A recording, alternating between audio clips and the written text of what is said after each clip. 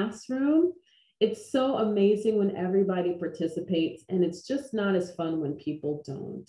Kislan, you have something else you'd like to say? Sorry. That's fine. Are we allowed to write now? Yes, Okay. that is a wonderful idea. While you're listening to Miss Mitchell read the chapter, you might want to take some notes so you don't forget. It doesn't have to be all full, complete sentences right now. Just, highlight some words and ideas that come to your mind as you're listening. Okay, my dear friends, here we go. I'm going to share my screen. You get to see my Kindle account. It's so exciting. It's really not, but I'd like to think it's exciting, but I know better. Chapter 7, Opening the Window, the History We Carry. James Baldwin, one of my favorite writers in the whole world. We carry our history with us. We are our history. If we carry our history with us, what is it that we're carrying? For me, it's living in the south side of Syracuse, New York with my mom and sister. It's listening to Tina Turner in my dad's car. It's having milky tea with a square of Cadbury chocolate waiting for me after school at our Nana and Pop Pop's house. It's not crying at my grandfather's funeral. It's having the same textbooks my mom and uncles had when they were in school. It's not knowing my cousins on my dad's side of the family and forgetting what my aunts and my uncles and aunts look like. It's walking home from the library with a heavy load of books. It's walking home from school without an adult for the first time. It's ice skating after school. It's staying late to work on choreography for the school musical. It's reading the autobiography of Malcolm X on my own after my professor swapped it out for the movie Thelma and Louise. It's being the only one in my college classes. It's all of that and everything else. Take a second. I'll give you a minute. And in your journal, think about your history. Think about what makes you you. Think about all the things that you do routinely that are part of who you are. We all have a history. Take a moment to reflect on that.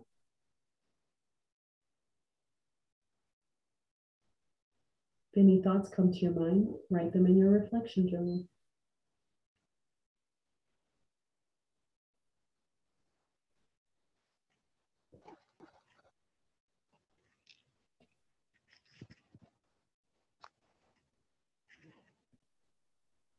Okay.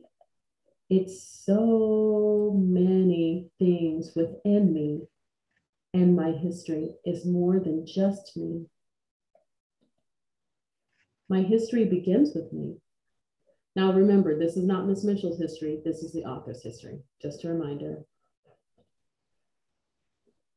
My history begins before me. It's between France and England when my family's name changed and became anglicized. It's my mom moving across the ocean in a great big boat from England to New York. It's her losing her accent in school. It's my dad being drafted for the Vietnam War. And it's him lying in a hospital in a coma after driving while intoxicated.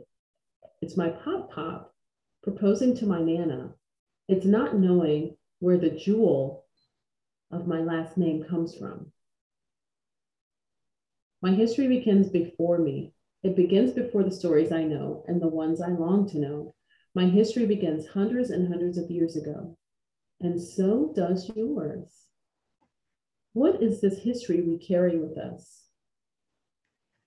The history we carry is the three servants, John Gregory, Victor, no surname, and John Punch, who escaped in 1640. The first were two white Europeans, and John Punch was a black man from Africa. The three servants were caught in Maryland and brought back to their master in Virginia. All men were punished with 30 lashes. The two Europeans had 1 year added on to their servitude, but John Punch was sentenced to serving his master for the rest of his life. And the court ruling, the only thing that separated their sentences was their race. The only thing that separated their sentences was their race. And that the third, being a Negro named John Punch, shall serve his said master for the time of his natural life here or elsewhere. John Punch was one of the first servants to be sentenced to slavery because of race. Colonialization. The history with us is of the colonizer and the colonized. And if you take a look, you'll notice that the hands that are brown and tan are linked together. There can be no colonizer without colonized, and there can't be a colonized without someone being a colonizer. So think about what role you'd like to take in your life. Nevaeh, better late than never.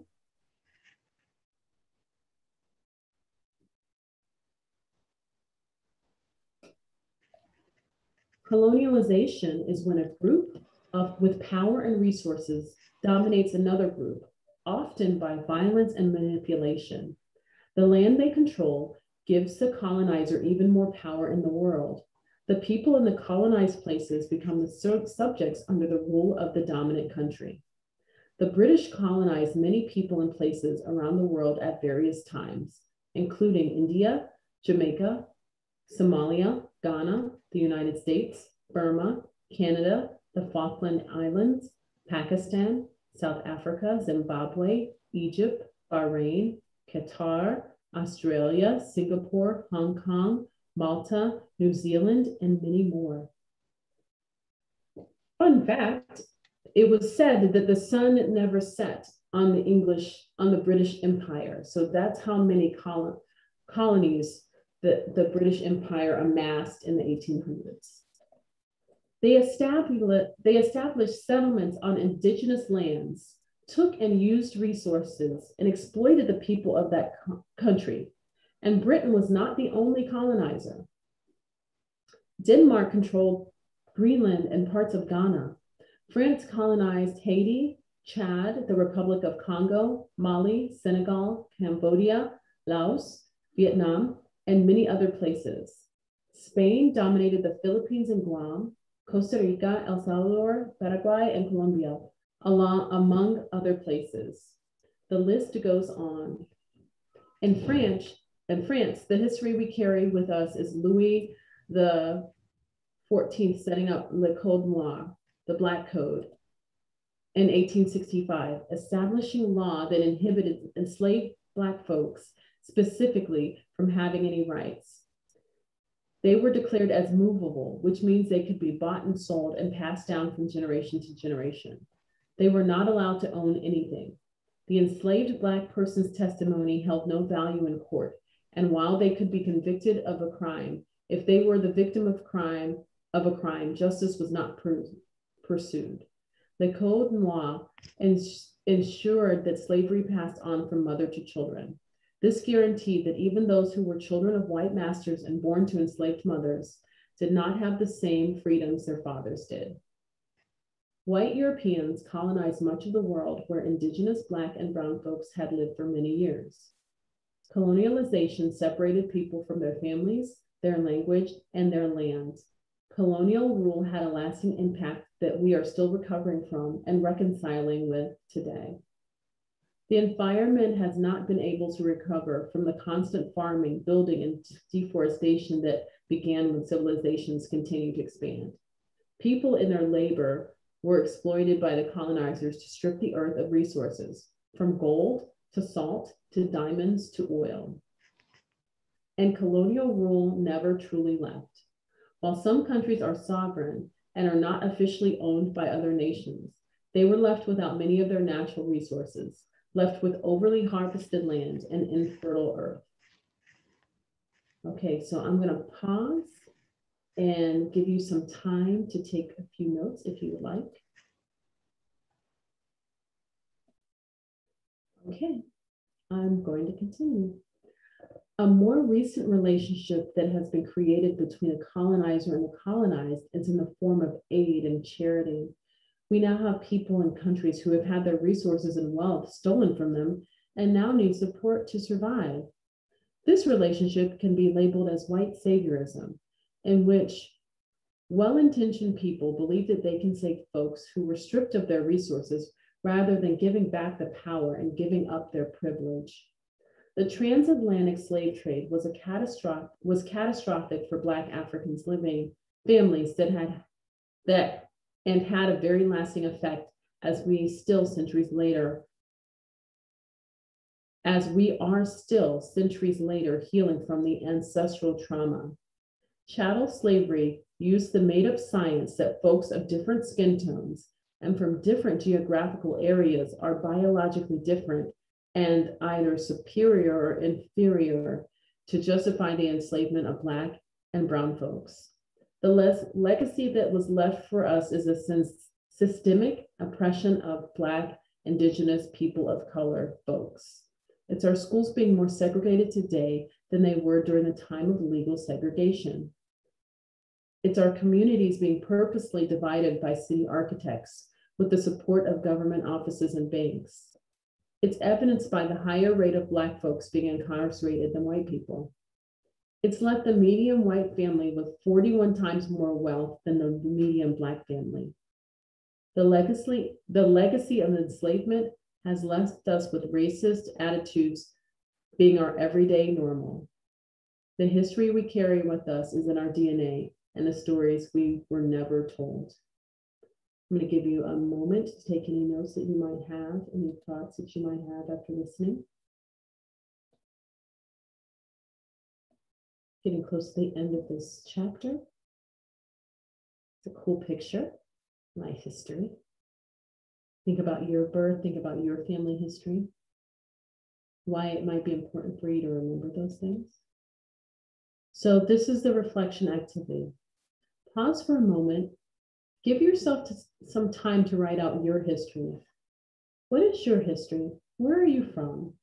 What stories of your life have shaped you into who you are at this moment? What is the history of your family? What are the stories you are always told? What are the stories you don't know enough about and would like to know more of? Write your history. So I'm going to stop sharing. That's a reflection piece that you're going to need to do by Friday of this week. And it might take a couple of days, so use your time wisely. I'm not going to monitor how much you do, but I'm looking for your history to be comprehensive and interesting, something maybe you might want to share with the group.